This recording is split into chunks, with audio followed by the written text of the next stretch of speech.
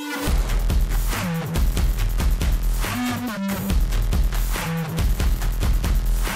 evening, Trinidad and Tobago. Welcome to another edition of Scoreboard here on ACT, and it's always a pleasure to be in your company every Tuesday. Hi, viewers. How you gonna forget to name your own show? Welcome to Smokey's and Bunty's on the Avenue. This is a special edition of Scoreboard. We're coming to you from the Avenue, and today we're going to be here because of the Champions League.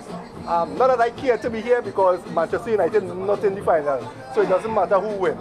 But before we go further, first of all, I just want to take time out to send condolences to Jason McCarno. As you know, McCarno passed away in a road accident a couple of days back. And I have two guys here with me. Well, you know James Baird, former international, now coach in football, and Gregory, supporter of everything. We'll find out who he's Specifically Manchester United. But Manchester, so we're on Manchester case today, but they're not here. But gentlemen, before we get into today's match and what we're viewing today, quickly, any thoughts on you will have get in contact with Jason, right?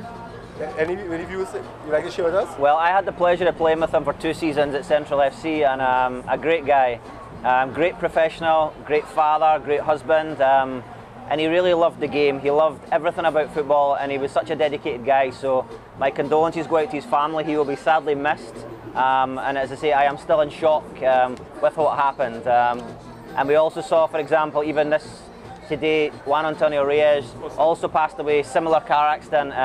It's terrible, really is a sad loss to the game.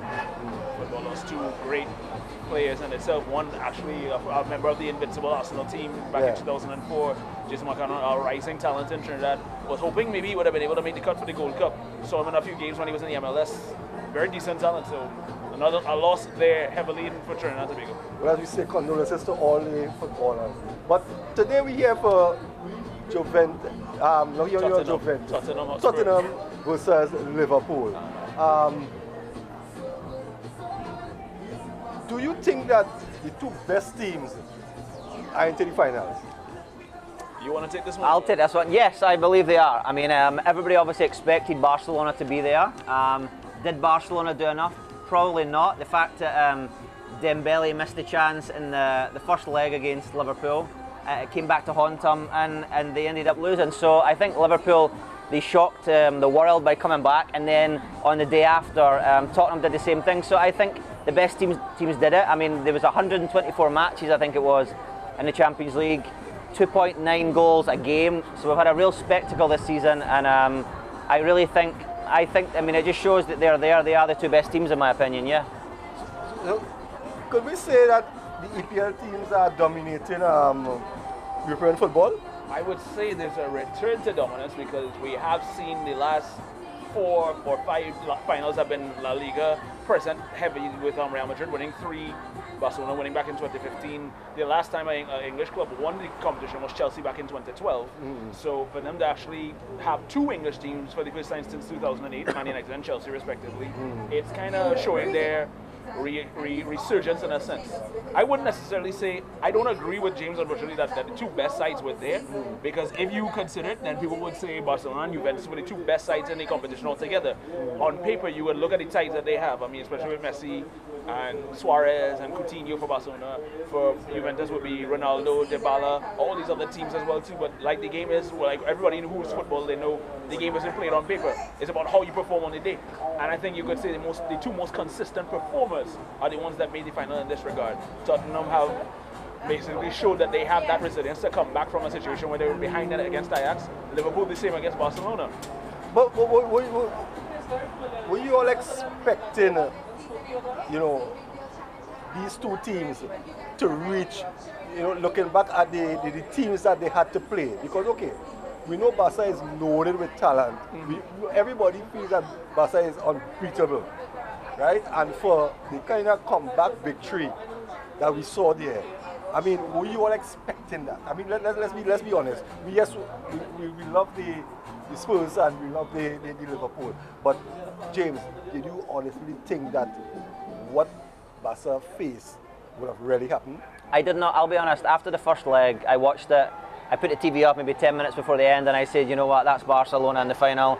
They'll be playing, and I even thought it was going to be a Barcelona-Ajax final. I was a bit disappointed when I thought about who it was going to be, but at the end of the day, it was all probably Barcelona and Ajax's fault. You know, they probably thought that they did enough in the first leg.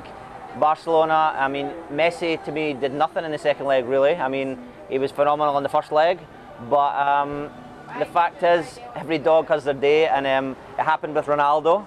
Same thing. I mean, we thought he had done enough to get them through there.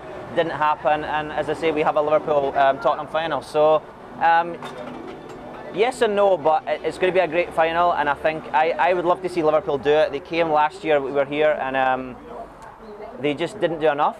I would love to see them do it this year. In retrospect, it always is a lesson to every footballer. In a two-legged affair, you can't rest on the laurels of what you did in the first game. There's another game to come back, and as we could clearly see, and something that Barcelona didn't learn from the last time they were in this position against Roma, they had a 3-goal lead in that same match. Roma came back and squared it up, and they went through. Liverpool did the exact same thing this time. They made sure not just go through on an away goal, they got all the necessary goals required to get through to this to the finals where they are today.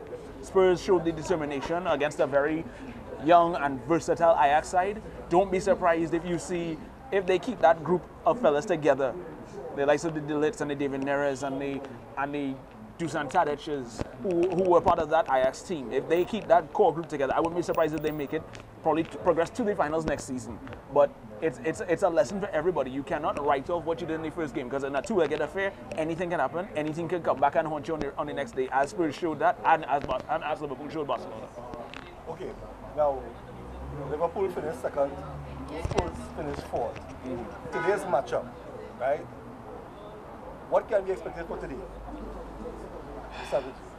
I think these are two teams that have done their homework on each other. They have faced each other in the league. Both of them have had different results in each other, both basically depending on whether it's Anfield or Wembley, as that, which was Tottenham's home for the last year and a half or so. What's the percentage of win, loss, and draw? I think Liverpool do have the advantage there, but I'm not thinking. I think it's 6-4. Yeah, about that. Because the last time Spurs won, I think was in, if my records is correct, only win came in 2017, a 4-1 victory. Yeah. I believe Harry Kane was amongst the goals in that game too. Yes. Right. So Liverpool has won 6 times and 4 draw. So who are the underdogs and who? I would say in this situation, people will definitely have Spurs as the underdogs, because Liverpool have been here before. They just fell short, unfortunately, because it was a very resilient Real Madrid team they came up against the last time. Spurs aren't exactly proven. This is their first European final since 1984. I wasn't even born then. So in retrospect, it bodes on them to really show up. Yeah. And I think a lot of pressure will probably be on them to perform more, especially for the likes of Harry Kane, who missed the second leg against Ajax due to an injury, and a huge job for Christian Eriksen to control the pace of the game. Those are the two key men that I'm looking at, especially with him. And then they have Dele Alli, who's also playing wide as well too. And then the X-Factor, Lucas Moura, who was a difference against that team. Remember, he scored a hat-trick in the semi-finals. But for Liverpool, they have already, you could go down the line with the players that they have. Salah, Firmino, Mane, Wijnaldum, Fabinho. Those are just some of the names off the top of my head that I know. And in retrospect, they look like they have a stronger team because they've been playing some very good football over this past season. People will say that there was a crime that they didn't win the league because they finished with a tally of 97 points. No second place team in the Premier League has done that. So they took Manchester City down to the wire. But being a United fan, I don't want to see them win anyway. So it doesn't. So for me, I'm hoping Spurs pull off a miracle today. So you're hoping Spurs win? I'm hoping Spurs win. But the one thing you're both forgetting is it's a final, right? Yeah. And statistics go out the window. You know, at the end of the day. James, but honestly, who would you like to see? I would like to see Liverpool do it. My son supports Liverpool. He loves Liverpool. Always has. And I think when I look between the team lines, yes, obviously Kane's back. I saw the lineup. He's back in there. But I think to me, Liverpool have just a little too much for them. They are the more complete unit in the two teams, and I think there will just be a little too much for Spurs today. So I really think Liverpool will come big. What type of game can we expect? it'll be a tenacious game. There'll be a lot of battling for the first half an hour of the game anyway, until each other feel each other out. But and then it'll open out, and you'll start to see the flair in both teams, I think. Yeah. I agree, because I think it'll be a situation where the first half will be where the two teams are kind of feeling each other out to kind of know what approach they're both going to take, and then the coaches will probably adjust to suit, see where there's weaknesses, see where there's openings that they can exploit. I think, if anything, it's going to be one of those situations where if Tottenham are going to make any difference, they'll have to see if they can keep Van Dijk quiet, because he will be the biggest problem for them to get past, and Alisson is no slouch in goal. So that defense is pretty strong. If they have to take any weak link, they'll probably have to take on Matip, because he's not the most composed at the back I've noticed over several years. But so what scoreline are you looking at? It might be a tight game, but I'm hoping maybe a 3-2 Spurs. I say 3-1 Liverpool. So yeah. But, you know, what I'm trying to see here, to find out here, is that, you know, a lot of the Barca fans will be pretty, you know, I think they'll be kicking off in a while, so we need to wrap up here. But I think that if you have to look back at what transpired over the progress to the finals, I must admit that the two teams that played well and advanced to the finals, right? We didn't expect it, and I think that anybody who said yes, they showed that Liverpool and Spurs would have been the finals, I think we are sadly mistaken, right? But again, before we wrap, any closing comments? I think we just have to remember back to the World Cup, the teams that are not the biggest teams tend to still push to do well, and they've done it again this year. Liverpool got there last year, and as I say, they will have so much determination, so much drive to win this trophy this time. They've got a better team, and I think that'll just carry them over the line. I share that sentiment, because at the end of the day, Liverpool do have that experience. They've been here before. Trent Alexander-Arnold is probably one of the youngest players in that squad as well too. So he has the experience from last year's final to probably grow on. For Tottenham, they'll probably want to make this chance, because they're not necessarily guaranteed to be back here. Because if you look at it, nobody gave them a chance to even make it this far. I don't even think anybody gave Spurs a chance to progress past the quarterfinals, let alone make it all the way to this. So for them to develop as far as they come, and for Mauricio Pochettino to have not spent any money this season, and to have this core group of players together to make it to this point, that's an achievement in itself. So I think even if they don't win it, they can be proud of what they've accomplished this season, because they've silenced a lot of critics, and they've proven that they can rumble with the rest of them. So we'll just have to wait and see what happens, and hopefully it'll be a good game, it'll be a good matchup. Well, viewers, we're just minutes away from the start of the Champions League finals, Liverpool versus Spurs.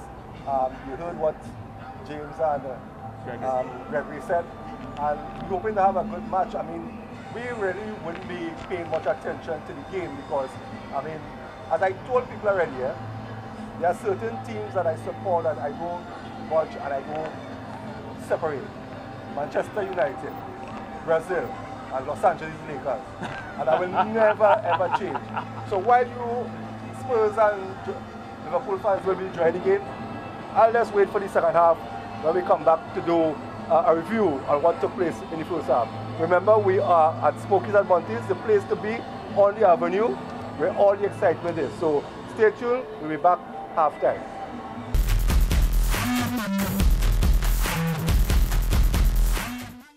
You're watching ACTN.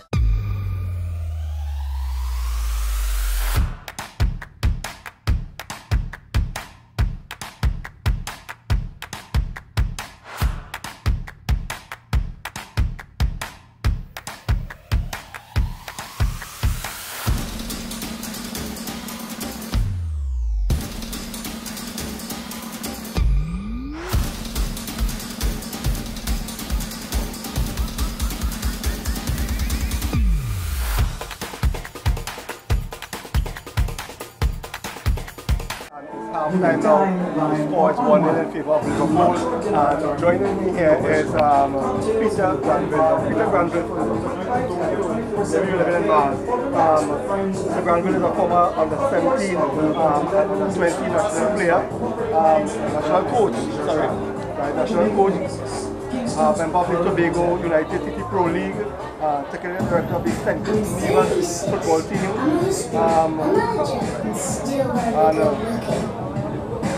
Newly appointed head coach of the Tobago senior team. That's what they say. Right. Yeah, but we need some extra time because we need to talk about that. But gentlemen, before we get into that, let me bring in Peter here because you weren't here for the start. What we were trying to find out here, do you think the two best teams has made it to the final? Well, a Champions League competition is almost like an FA Cup of a different ilk. And what do we say about that? The teams that would have done human service to be here are deserving to be here. And I just want to say this. Let's just go back 5-6 years ago, and I had the opportunity to see at Wembley Dortmund versus Bayern Munich live. I went to that game. And when Clough went to Liverpool, I mentioned to my colleagues that Liverpool will be a team to be reckoned with within the next 2 or 3 years. And that's what we're seeing here today. It's not the best of games, but I will tell you this. Clough is a tactician. He's a coach of a different type of ilk. And I will tell you, my prediction is 3-0 or 4-1. You followed your form?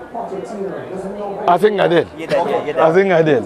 And, you know, you look at the composition of this team, and he's a coach that deals with the components of his team in a particular way. And I say that you look at Van Dijk, he's paid, I think, £150 million.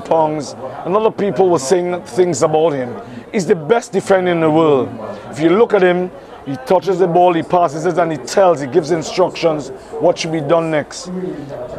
But the component of the midfield, and not playing Keita and playing Milner and Robinson, tells me that what he's doing, consolidating just what he did against Barcelona, because they can play the ball with a player who, for me, is the best right-back crosser in the world, in Alexander-Arnold. And they can whip the ball in, and any one of those 3 strikers can score anytime. James, your thoughts on the second and the first half? I think it was a very cagey start to the game. I mean, the penalty in 3 minutes, Salah scored, but... Let's talk about the penalty. I don't think it was initially, but then when I watched it back at the end of the day, he does obstruct the shot at goal. So, from a refereeing point of view, he probably made the right call, but it's a very touchy one, you know. Salah, he dispatched a great penalty. Hugo Lloris had no chance, but the game has just been lacking. It was like a chess game for long parts of the game, and then it was 8 chances I think Liverpool have had, 1 for Tottenham. So that says a lot about the game. It says a lot about Jurgen Klopp's tactics. But the second half's going to be completely on fire. I mean, both teams are going to want to win it, so you're going to see them throwing everything bar the kitchen sink at each other. You know. I find the Liverpool defence was sturdy because they kept Spurs advancing but having to go back on many occasions. Can't go forward. What's your thought? Yeah, and you're correct there. And again, you have to go back to understanding Klopp and his principles. It's about defense first. And I have studied him for long periods. And he's a fantastic coach. He's a fantastic coach. However, the game doesn't, for me, have what we've expected. But I think that Spurs have to go for broke. Is it because it's 2 English teams? I don't think so. I think that in the second half, especially after the first 20-25 minutes of that period, Spurs have got to go for broke. And when you throw people forward, you're vulnerable at the back. And let's just talk about Mane. Mane has been the unsung hero this year for Liverpool. He's come through the door in the wildest dreams that one would have expected. And it is said that Salah has not lived up to, of course, what he's done last year. But he's been the highest goal scorer in England once again. And it is sometimes what we do and what is expected. But he's quality. And let's just remember that in the last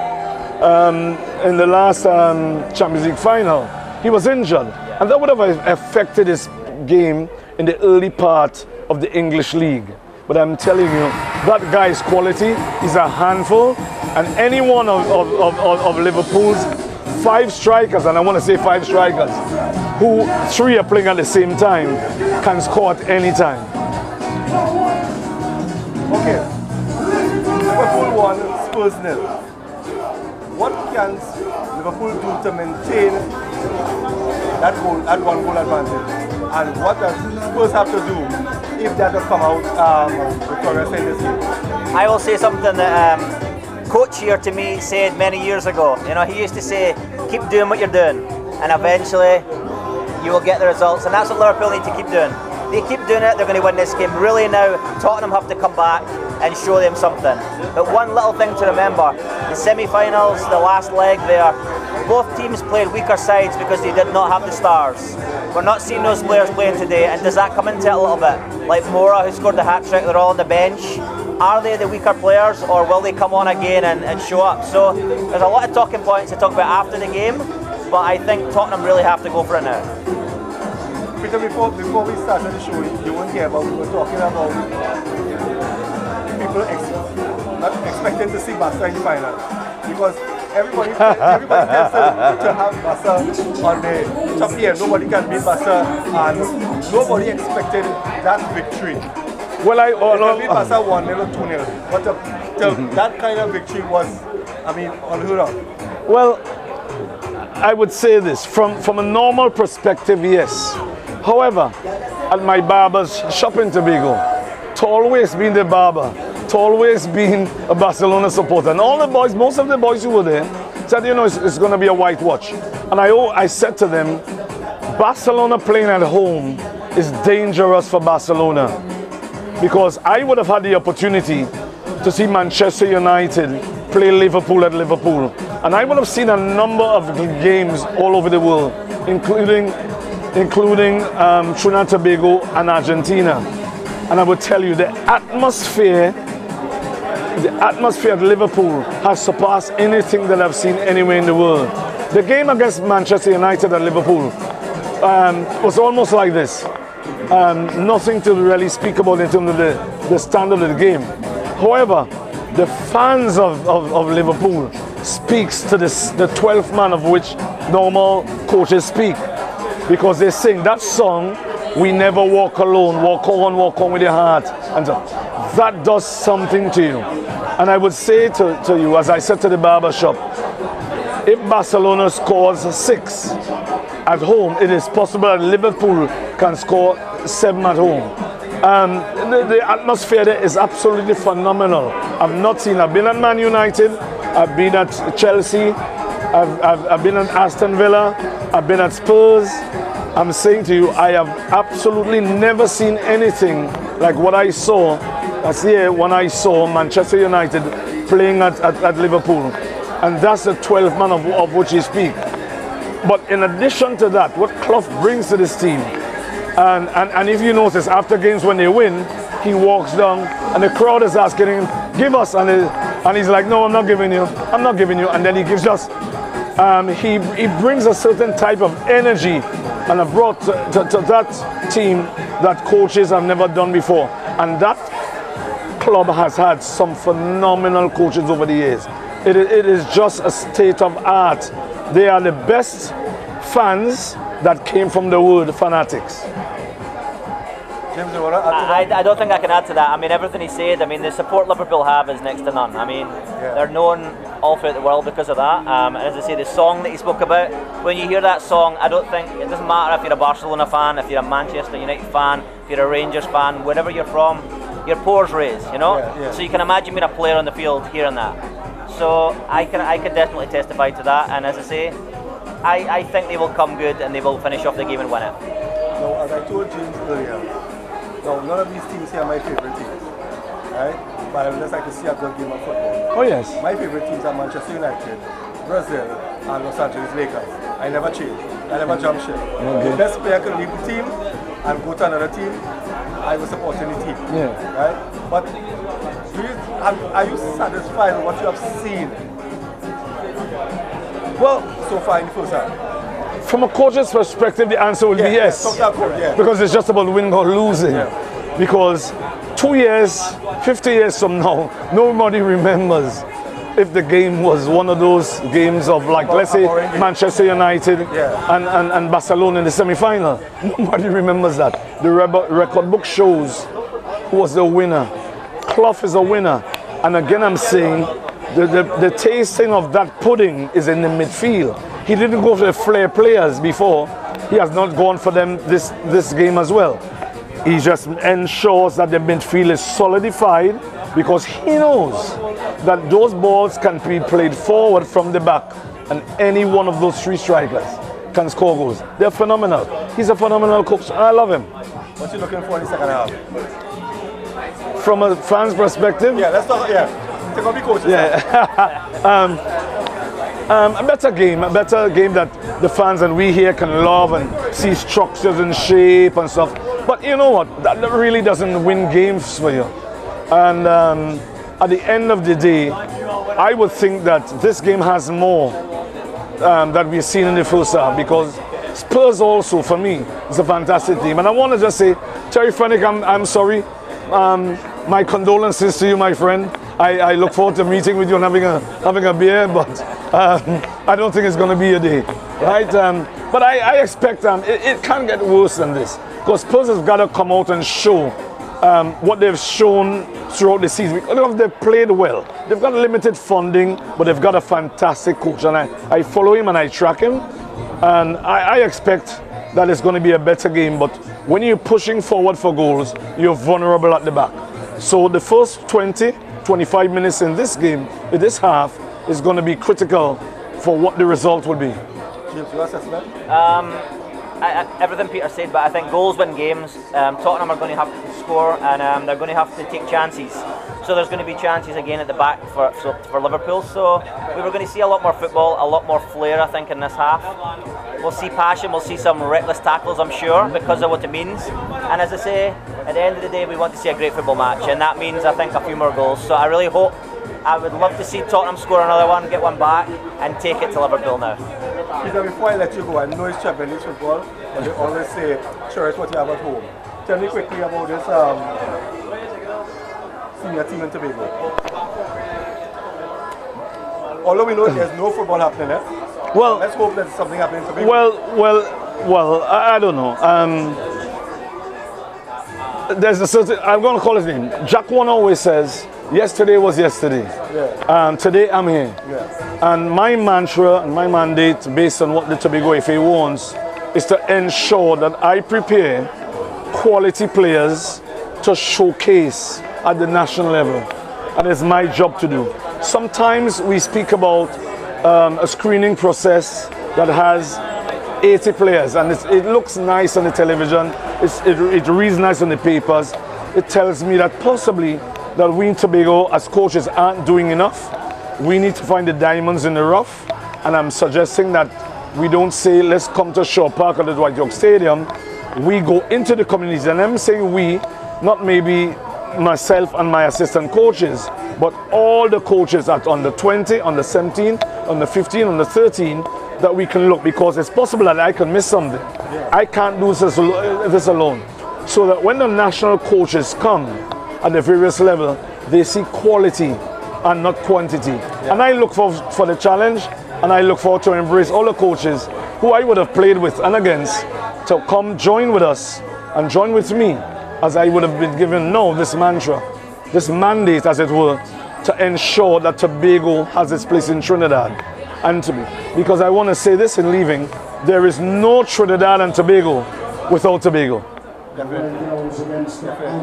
Well, the second half has started. Viewers, we're going to take a break. At the end of the game, we're going to come back to see if Peter's prediction was correct. What's your prediction again? 3-0, 4-1. Liverpool. So remember, we are on the Avenue, Smokey and Bunty's place to be. We'll be right back after, at the end of the game actually. We'll be back with post-review of the game.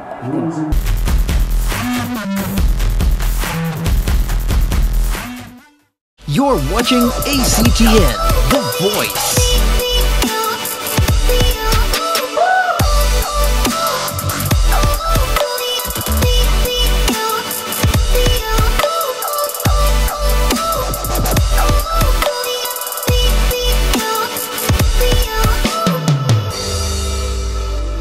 ACTN The Voice, your family-friendly station.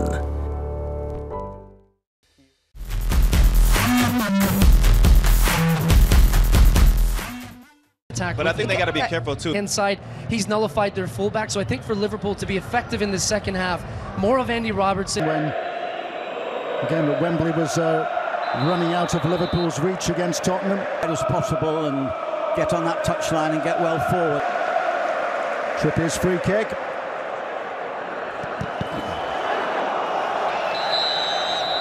And he was offside.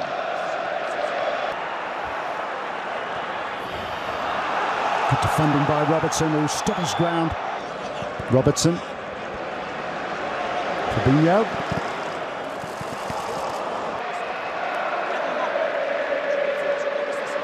And a great ball through. Salah. Firmino for support. Robertson. It's a terrific crossing. Referee's kept a tight lid on it. Here we see that excellent. Here's Ali. Into an ascendancy. Oh, Rose is foul. Ali. By Danny Rose. That suggests the need to change things, but Rose does look able to. Son taking on Robertson.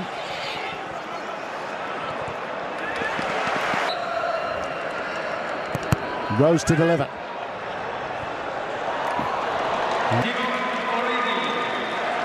Roberto Firmino. Son.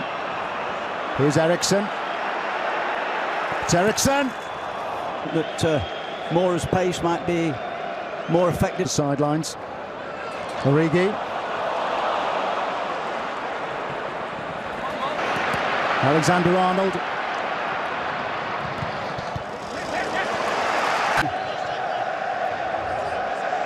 Ex-England school. Man away from Ericsson. Now being pursued by Ali. Milner. Now. Mora. Ericsson's gone much deeper now. Ericsson and Sissoko. Their opportunity for him. Yeah, it wasn't. Sissoko with his arms away from his body.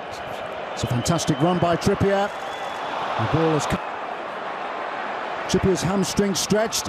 Tottenham has stretched. Here's Mane. Really a second Liverpool goal. Yeah, good break. Now Son. Here's Dele Alli. Grateful for the clutch. I thought Ericsson had a chance possibly before that. Sissoko's handball led to Liverpool going in front.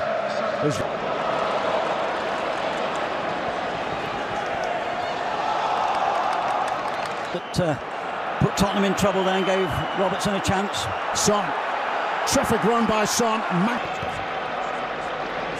Van Dijk just put his arm. Henderson. Came for a second time. Trippier. Dele Alli up. Ball, but Ali did well. He was. It's an attack. Son. Poured away by Alisson. Saw it all. A flurry of activity has been awarded. It's Dele Alli who's going off. Tottenham asking a few more questions. Terrific drive by the Liverpool captain to deliver. Rose. Llorente outside. Challenge, it's almost on the line. I think the Origi. No arguments now. It's Liverpool's Champions League.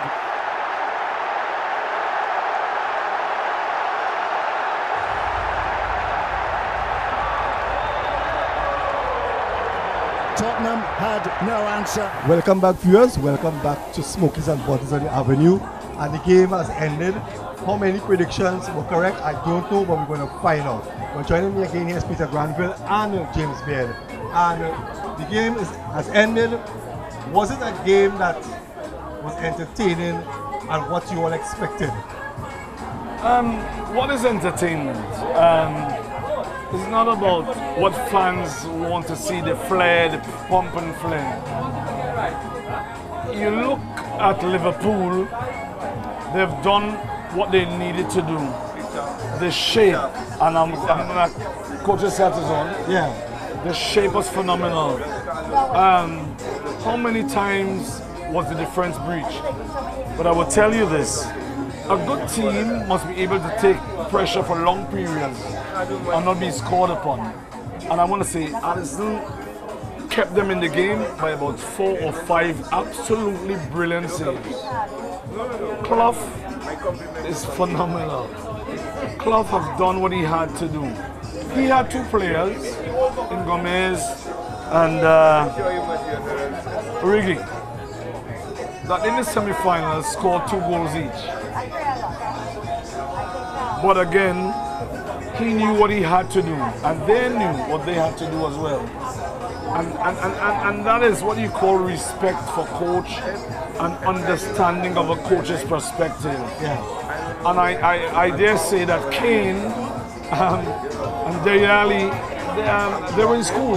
It's as though they were never on the pitch. Yeah, because you hardly heard Kane name called. And I said in the first half, in the first half, that the discipline in midfield for Liverpool is what would have caused them to win the game against Barcelona. Sometimes you don't go for pump and flare. What you go for is nice, solidified midfielders who does the job. It doesn't have to be pretty, but they do the job. They win it, they disrupt, they distribute. Yeah, let me hear you. Everything we said actually before the game and at halftime. I mean, Liverpool had a solid game plan. They did not come out and show everything one time. They defended well. I mean, they attacked well in the first half. I mean, they got the penalty, which in a sense some would say is a little lucky. Yeah.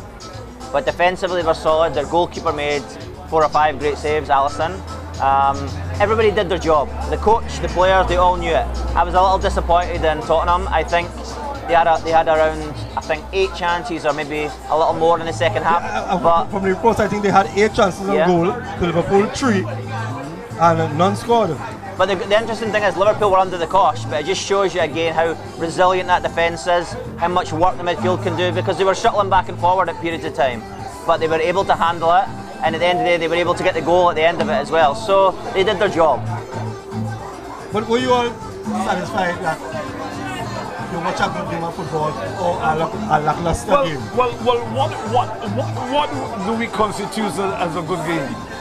Is it the pump and flare? Yeah, you know, that doesn't win games. Shots and goals and, you know, yeah, those things don't win games. It is structure, it is shape. It is a tactical issue that coaches, it's like catting and mousing, you know. It is what it is. It's like a thief comes into the night and says he wants a thief, and the dog says, yeah, the money is there, the thing is there, and when you want to leave, he says, but you can't come out of here now. And it's clearly what we saw today.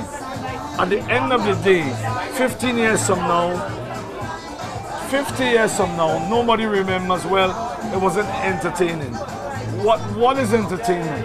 Does entertainment guarantee success or winning of games? It doesn't. It is what you put in place on the day to ensure that you do what you have to do. And I want to come back to my barbershop discussion. That Liverpool has all the pump and flares players, but they held them back. They sat on the bench. Some never played today. But they had people like Milner Henderson, who was sturdy, did their jobs, because Liverpool knows that they have 3 strikers out of 5 that can score with people who are, you know, delivering the ball to them. And I just want to say again, how many times was the Liverpool defense breached? Yes, there were shots and goal. Van Dijk, £150 million, is worth every single dime. You look at the right back, Alexander-Arnold is the best right back crosser for me in the world, and they have done with now. He didn't overlap as he normally does. The bottom line is he did his job within the rim. But again, I'm saying, let's talk about Mane. Mane may not have scored today. Mane not have done, but Mane works rate. His work rate is absolutely phenomenal. He does what he has to do for the team. And that is what Clough brings to this team. And as I said in the first half, at the halftime, Clough, I saw him live and I recognized and I tracked him.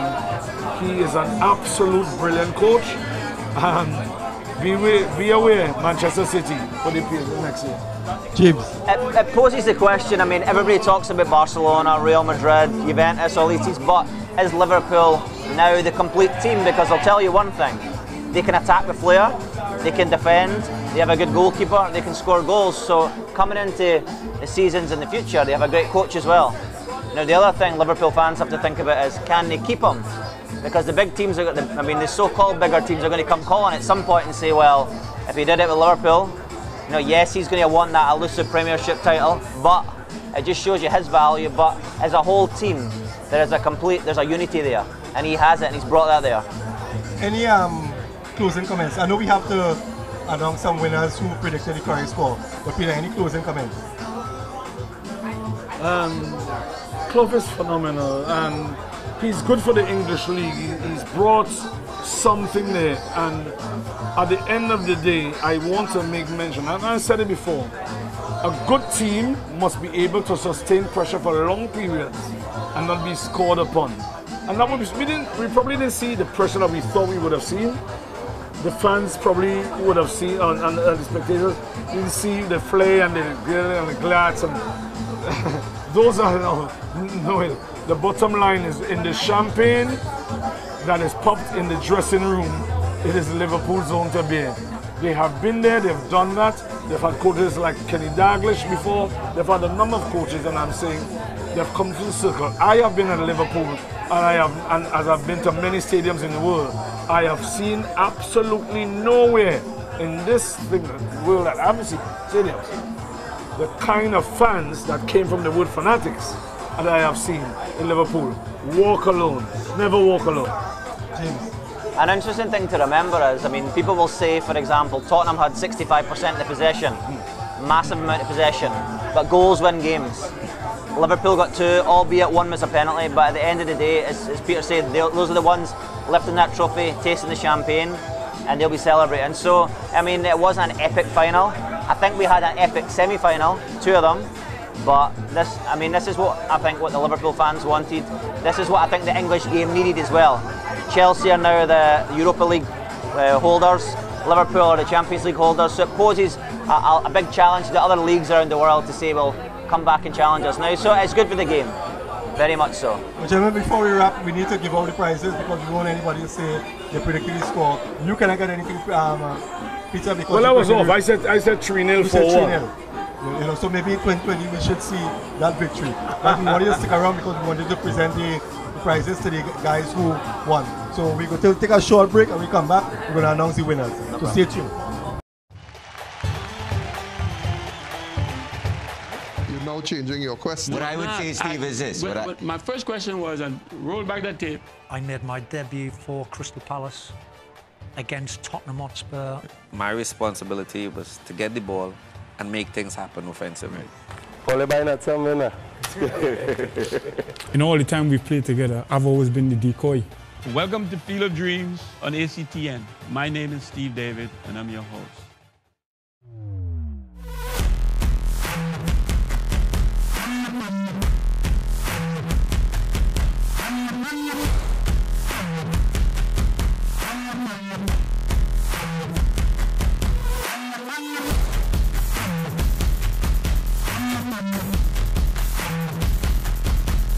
Good evening, Trinidad and Tobago. Welcome to another edition of Scoreboard here on ACT, and it's always a pleasure to be in your company every Tuesday evening between the hours of 8 and 9. So welcome back, Scoreboard fans. We had a competition during the Champions League final. We had the Heineken and win competition. The score was 2-0 in the favour of Liverpool. We have some football fans here that won. So our first guest is Isaiah Farrell. So he will come and get his prize from Mr. Peter Granville here.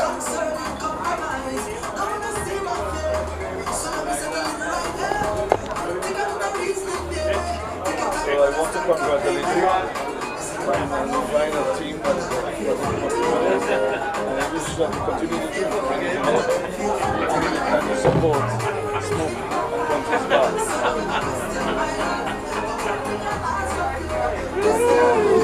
Next up in our competition was George Daves. So he won with the same prediction of a 2-0 victory as well. So we'll just get him his prize.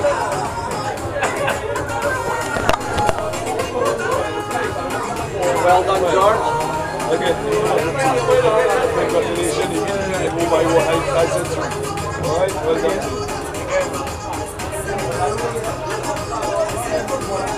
And last but not least, we had Matt, who also predicted the 2-0 score. So he's with us here to get his prize from Peter as well. So, Matt.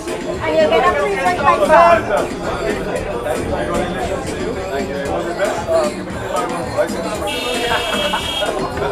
It's all good, man. We have very fun. Thank you very much. Yeah? Thank you very much.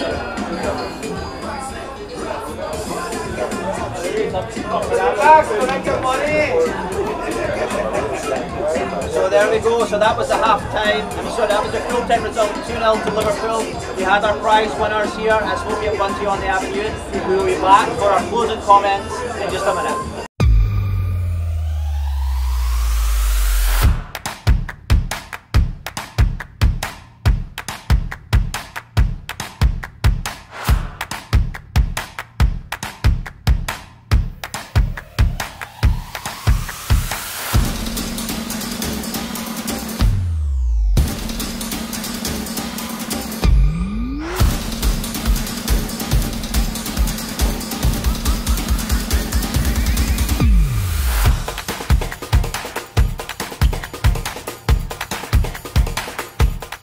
Welcome back, viewers. Welcome back to Smokies and Bunties.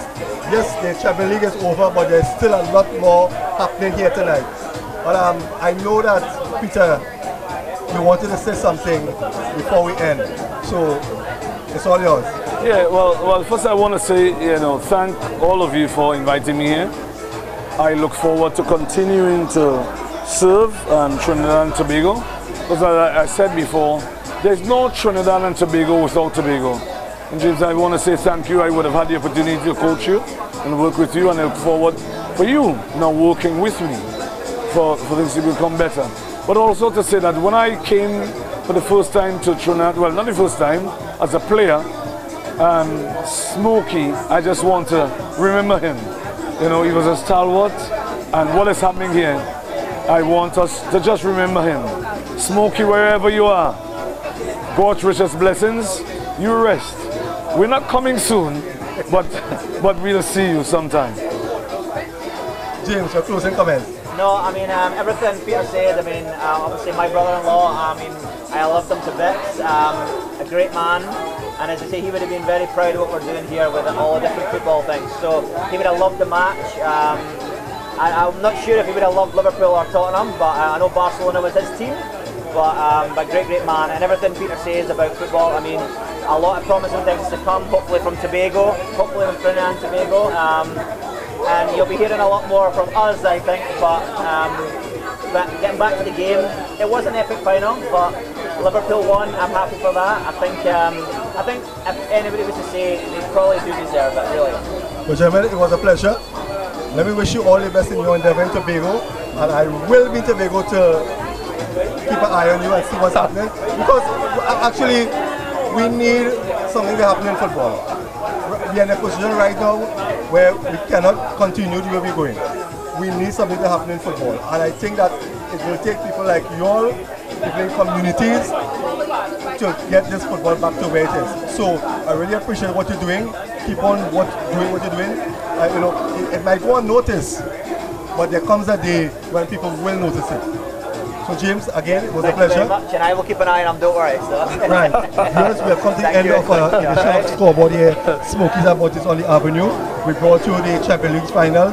We heard from a number of people about what took place today, and we hope that you will continue locking on to ACTN, where we bring you positive things in sports. And remember, the place to be is Smokies and Bunties on the Avenue.